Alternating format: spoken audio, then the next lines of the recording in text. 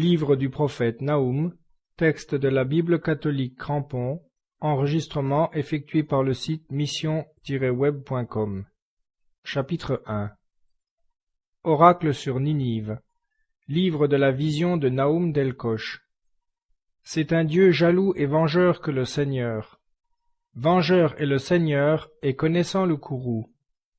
Le Seigneur se venge de ses adversaires et garde rancune à ses ennemis.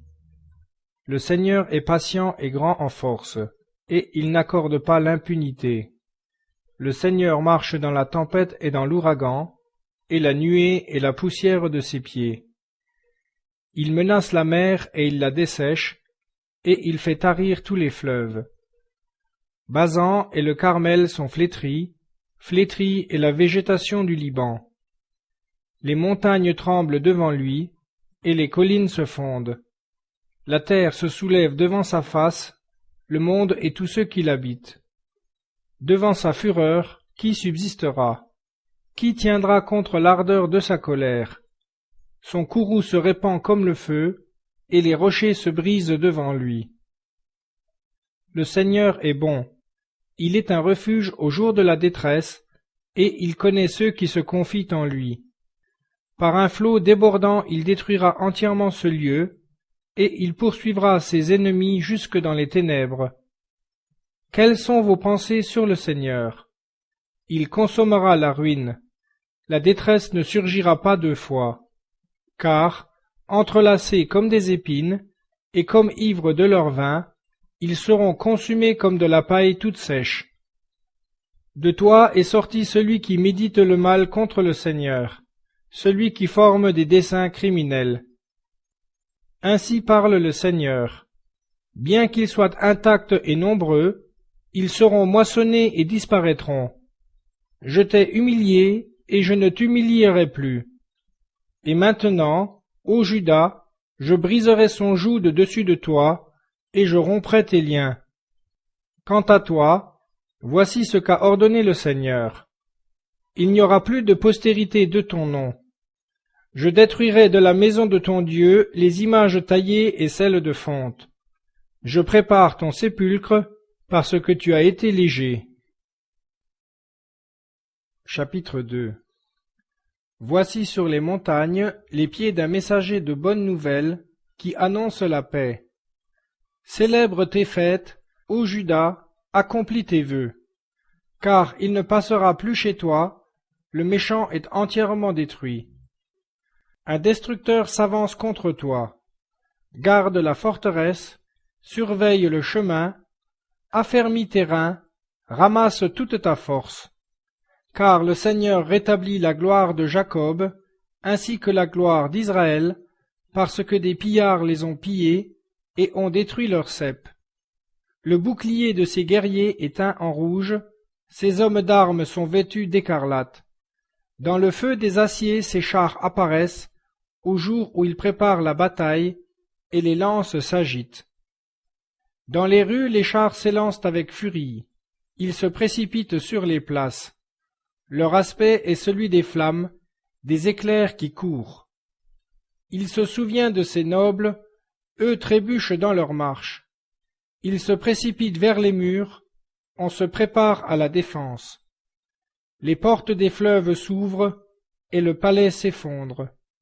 C'en est fait, elle est mise à nu, elle est emmenée, et ses servantes poussent des gémissements, pareils aux plaintes des colombes. Elle se frappe la poitrine.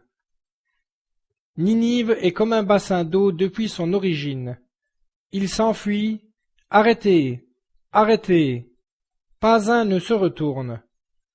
Pillez l'argent, pillez l'or, car il n'y a pas de fin à ses richesses, à l'amas de tous ces objets précieux.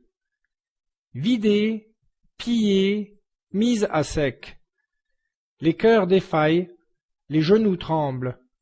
Tous les reins sont dans l'angoisse, tous les visages sont livides. Où est-il, le repère des lions, qui était un lieu de pâture pour les jeunes lions? Où se retiraient le lion, la lionne et le lionceau, sans que personne les effrayât? Le lion ravissait ce qu'il fallait à ses petits, Il étranglait pour ses lionnes, il remplissait de proie ses cavernes et ses antres de dépouilles. Me voici contre toi, oracle du Seigneur des armées. Je vais réduire tes chars en fumée, l'épée dévorera tes jeunes lions, j'arracherai du pays ta proie, et l'on n'entendra plus la voix de tes messagers. Chapitre 3.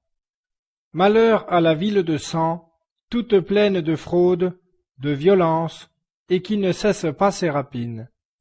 On entend le bruit du fouet, le bruit du fracas des roues, le galop des chevaux, les chariots qui bondissent. Cavaliers qui s'élancent, épées flamboyantes, lances fulgurantes. Multitude de blessés, masse de morts, des cadavres à l'infini. On trébuche sur leurs cadavres. C'est à cause des nombreuses prostitutions de la prostituée, pleine d'attraits, habile aux enchantements, qui vendait les nations par ses prostitutions et les peuples par ses enchantements. Me voici contre toi, oracle du Seigneur des armées. Je vais relever les pans de ta robe jusque sur ton visage. Je montrerai aux nations ta nudité et ta honte au royaume. Je jetterai sur toi des ordures et je t'avilirai, et je te donnerai en spectacle. Quiconque te verra fuira loin de toi et dira « Ninive est détruite. Qui la plaindra? Où te chercherai-je des consolateurs? Vaux-tu mieux que nos Ammon, qui étaient assises sur les fleuves, que les eaux environnaient, qui avaient la mer pour rempart, et dont la mer était la muraille. L'Éthiopie était sa force, ainsi que l'Égypte, et ils étaient innombrables. Phut et les Libyens étaient tes auxiliaires. Pourtant, elle est allée en exil, elle a été captive. Ses petits-enfants aussi ont été écrasés, à l'angle de toutes les rues. On a jeté le sort sur ses nobles, et tous ses grands ont été chargés de chaînes. Toi aussi, tu seras enivré et tu disparaîtras. Toi aussi, tu chercheras un refuge devant l'ennemi. Toutes tes places fortes sont des figuiers aux figues mûres. On secoue, et elles tombent dans la bouche de qui veut les manger. Voici que ton peuple est comme des femmes au milieu de toi. Devant tes ennemis s'ouvriront toutes grandes les portes de ton pays. Le feu dévore tes verrous. Puise-toi de l'eau en vue du siège. Restaure tes forts, pétris l'argile et foule la terre glaise, saisis le moule à briques. Là, le feu te dévorera, l'épée t'exterminera, elle te dévorera comme le yélek, quand tu serais nombreux comme le yélek, nombreux comme la sauterelle. Tu as multiplié tes marchands, plus que les étoiles du ciel.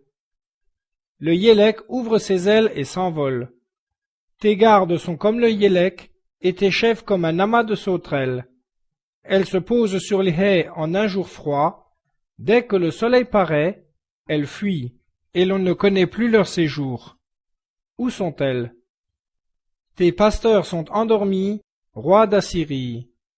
Tes vaillants hommes sont couchés, ton peuple est dispersé sur les montagnes, et il n'y a personne qui les rassemble. Ta blessure est sans remède, ta plaie est grave. Tous ceux qui entendront raconter ton sort battront des mains à ton sujet. Car sur qui ta méchanceté n'a-t-elle pas passé sans trêve?